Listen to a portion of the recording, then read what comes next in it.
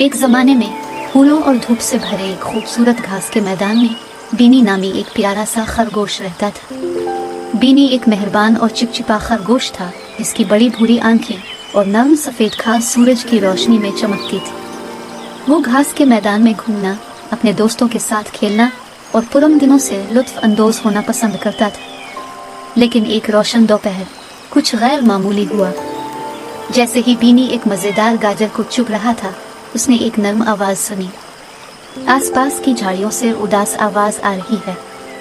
बीनी आवाज के करीब पहुंची और वहां लंबी घास के दरमियान छुपा हुआ एक छोटा कांपता हुआ बलि का बच्चा था। इसका नाम मिया था और उसकी नर्म सुरमई खाल और सबसे बड़ी नीली आंखें थी।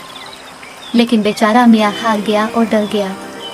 मिया ने बीनी को बताया कि वो अपने घर का रास्ता नहीं ढूंढ सकी और बीनी ने अपने मेहरबान दिल से इसकी मदद करने का फैसला किया।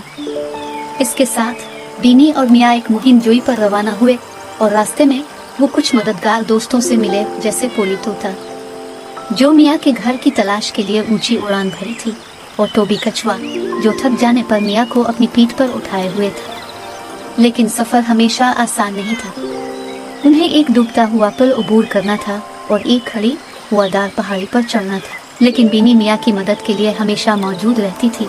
इसे दिखाती थी कि किस तरह बहादुर बनना है और कभी हार नहीं मानना है। आखिरकार वो एक आरामदेह छोटे कॉटेज में पहुंचे जहां मिया की परेशान माँ इंतजार कर रही थी। मिया इसके बाजुओं में भागी, महफूज और सही।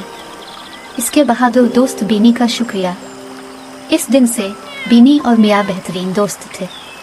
वो हर रोज एक साथ खेलते, घास का मैदान तलाश करते और नया बनाते, मुहिम जोई, और जब भी किसी को मदद की जरूरत होती थी बीनी हमेशा तैयार रहता था, क्योंकि मेहरबान और बहादुर होना बीनी ने बेहतरीन काम किया।